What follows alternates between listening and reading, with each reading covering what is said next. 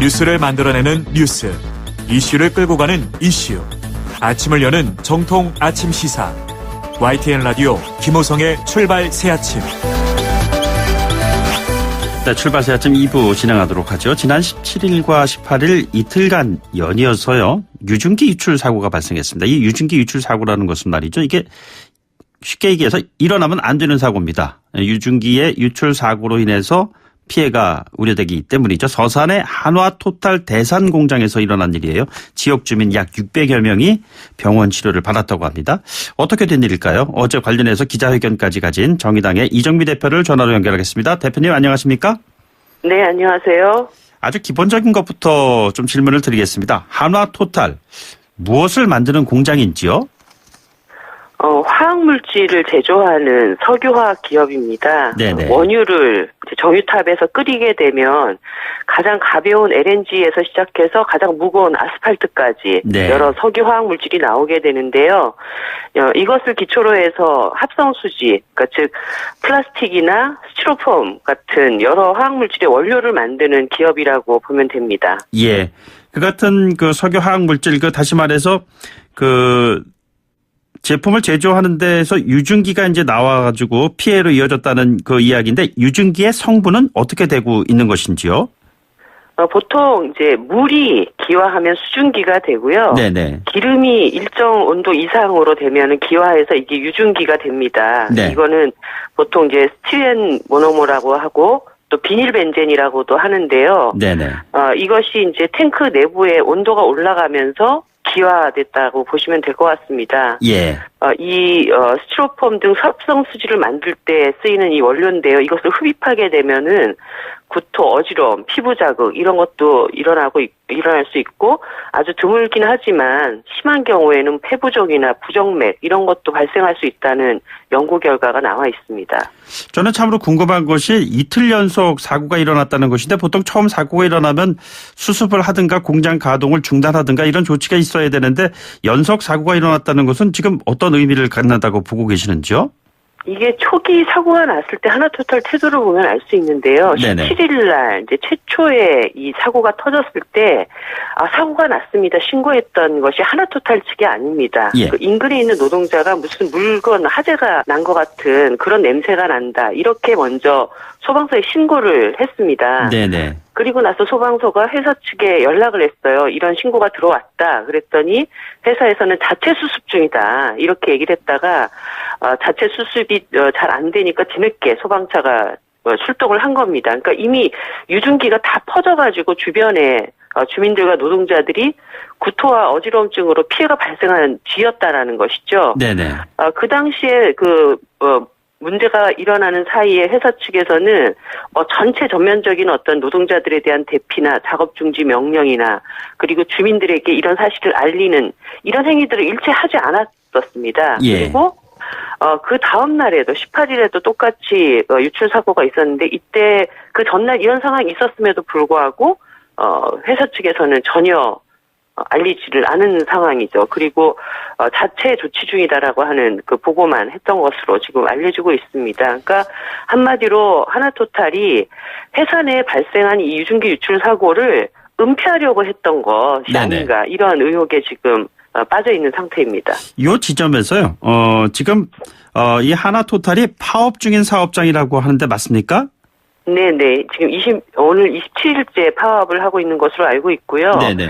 이게 작년에 진행됐어야 될 그 임금 협상이 아직도 마무리가 되지 않고 회사 측에서 전혀 임금 인상 요구안을 제시하지 않음으로 인해서 결국 그 노동자들이 파업에 들어간 상황으로 알고 있습니다. 예. 그런데 이 회사가 다루고 있는 화학물질이 굉장히 섬세하게 다뤄야 되는 고도의 기술이 필요한 숙련 노동이 필요한 그런 사업장입니다. 보통 이 석유화학 장치 공장들이 배관이나 탱크를 한 4년에 한 번씩 멈추고 정비하는 대정비 기간을 갖는 네. 그런 굉장히 이 기계를 다루는 것이 굉장히 중요한 사업장인데요. 예. 이 파업 과정에서 파업을 빨리 마무리를 짓고 회사를 안전하게 관리하기보다는 임금 협상은 계속 방치해둔 상태로 미숙련 대체 인력을 여기다가 투입을 한 것이 사고의 굉장히 중요한 원인이라고 볼 수 있습니다. 그러니까 그 위험한 물질을 관리 감독해야 될 숙련된 근로자가 아닌 파업의 상황에서 인력감 부족한 상황에서 미숙련 근로자들이 무리한 공장 가동의 현장 안에서 펼쳐졌던 일이다. 이렇게 볼 수도 있다는 말씀이시군요. 그렇습니다. 네네. 그럼 지금 하나토탈은 어떤 입장을 가지고 있습니까? 일단 이틀 동안 지금 600여 명이 넘는 피해자가 발생을 하니까 이제 사과문을 내고 작업을 중단한 상태인데요. 네네. 회사 측에서 하나씩 잘 점검해서 가동을 결정하겠다 이렇게 얘기를 하고 있습니다. 그런데 아까 말씀드렸다시피 이 공장을 다시 가동할 것인가 말 것인가 그 여부는 회사 측의 판단만으로 가능하진 않다. 이미 사고가 크게 터졌기 때문에 그래서 전문가들과 숙련 노동자들과 그리고 주민들의 신뢰 확보 위해서 다시 이것이 가동이 돼야 되고 진상조사위원회도 구성이 돼야 된다고 봅니다. 회사가 이 이후에 사후 대처도 이렇게 안일하게 해서는 안 된다라는 거 이것도 좀 분명히 말씀드리고 싶습니다. 그 지적하신 내용들 보면 이제 하인리 법칙이 이번에도 적용됐다 하는데 이 하인리 법칙이라는 것이 큰 사고가 나면은 잠재적인 사고가 훨씬 더 많은 위험군으로 도사리고 있다 뭐 이런 얘기 아니겠습니까? 이 제2, 제3의 이와 유사한 사고가 일어나지 말라는 법도 없지 않겠습니까? 그렇다면? 예, 그렇습니다. 지금 하나토탈 내에서의 유증기가 화학물질관리법에 따르면은 유해화학 물질이 아니라 일반 화학 물질로 분류가 되어 있습니다. 네네. 원래 유해화학 물질이 화학 사고가 나면 15분 안에 신고하도록 되어 있고 그러지 않으면 강력한 처벌을 받게 되어 있는데요. 하나토탈은 일반 화학 물질이라고 하는 것을 얘기하고 있고 환경부도 유해화학 물질이 아니기 때문에 어떤 조치를 시급하게 하지 않은 그런 문제들이 있습니다. 그런데 네네. 기억나시겠지만 작년에 삼성전자 그 기흥 공장에서도 일반 화학 물질이 누출됐지만 사람들에게 피해를 입힌 인체나 환경에 영향을 준 경우에는 화학 사고로 결국 나중에 지정을 했거든요. 네네. 그래서 환경부에서도 이 문제를 곧바로 화학 사고로 규정을 하고 이에 대한 신속한 조사, 적극적인 행정 조치가 필요하다고 생각을 합니다. 예.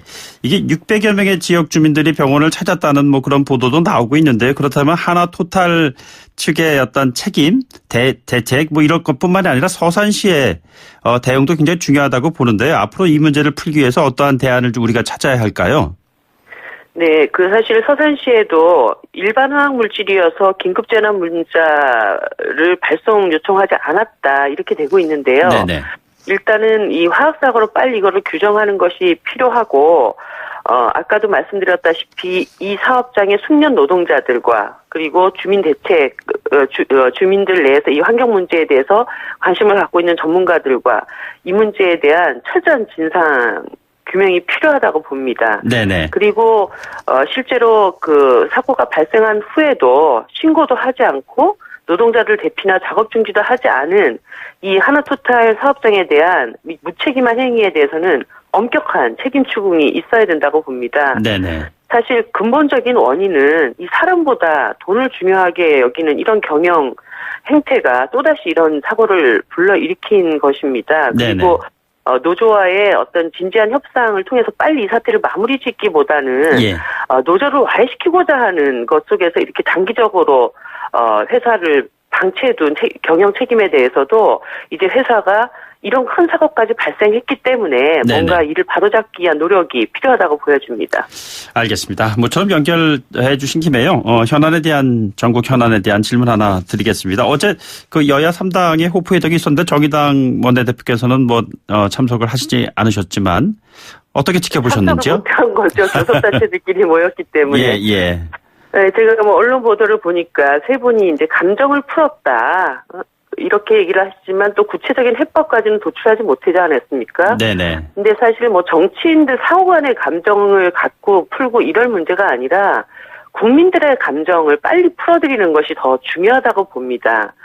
자유한국당이 5.18 망원자들에 대한 징계도 없이 광주까지 내려와서 또 그 사단이 났었는데요. 네네. 황교안 대표나 나경원 원내대표께서 약속하신 대로 빨리 지금 5.18 망원자들을 징계 처리해야 됩니다. 예. 그리고 지난 패스트트랙 과정에서 국회 선진화법을 어겨서까지 국회를 그렇게 난장판을 만들어놨으면 지금은 뭐 어떤 조건도 없이 하루라도 빨리 국회로 복귀하는 것이 해답이고, 물론 뭐 세 분이 만나서 좋은 해법을 빨리 만들어 가시면 좋겠지만, 제가 들은 바에 의하면 뭐 자유한국당에서 그렇게 속 시원한 해법을 아직 내놓지 못한 것 같습니다. 그래서 네네. 지금은 국민 감정을 빨리 풀어드리기 위해서 신속하게 자유한국당이 처리해야 될 숙제들을 처리하고 국회로 돌아오시라는 말씀을 드리고 싶습니다. 예, 뭐 국회 정상화, 민생 현안 챙기고 이런 문제에 대한 얘기가 어제 있었던 것 같은데 말씀하신 김에 어제 지난번에 5.18 기념식 관련된 분명한 입장도 대표께서는 말씀하셨었고 관련돼서 환경 대표와 참석 여지를 놓고 많은 이야기가 있었고 심지어는 악수 패싱이라는 얘기까지 나오면서 국회 정상화까지는 이러다간 정말 요원해지는 거 아니냐라는 우려가 많은 것 같습니다. 어떻게 풀어나가야 한다고 보시는지요? 결자 해지죠.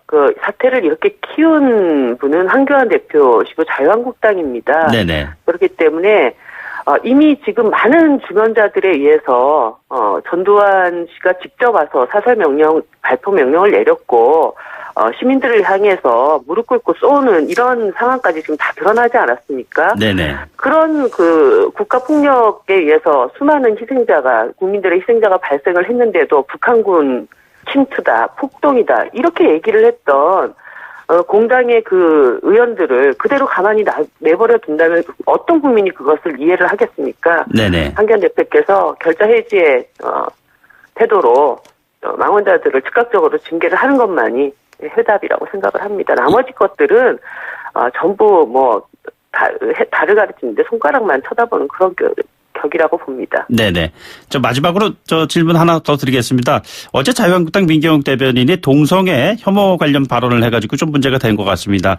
정의당 입장에서는 소수자에 대한 분명한 입장을 견제해 오셨지 않았습니까? 어떻게 보고 계십니까? 우리 사회에 다양한 소수자들이 그런 차이로 인해서 차별받아서는 안 된다라는 그런 인권국가로 한 걸음 나아가고 있는데 제1야당의 대변인이 그렇게 공개적인 석상에서 소수자들에 대해서 막말 논평을 한 것에 대해서는 정말로 유감이고 정말 제1야당에 자격이 있는가 그런 질문을 스스로 해봐야 된다고 생각합니다. 앞으로 이 같은 문제가 나올 때마다 정의당 입장에서는 어떠한 대응을 하실 계획이신지요? 우리 사회의 어떤 국민도 차별받아서는 안 된다라고 하는 그런 입장 속에서 정치권 안에서도 이제는 좀 21세기 인권국가다운 그런 논의들을 이어나갈 수 있도록 최선을 다하겠습니다. 알겠습니다. 오늘 말씀 여기까지 듣죠. 고맙습니다. 네, 감사합니다. 지금까지 정의당의 이정미 대표와 함께했습니다.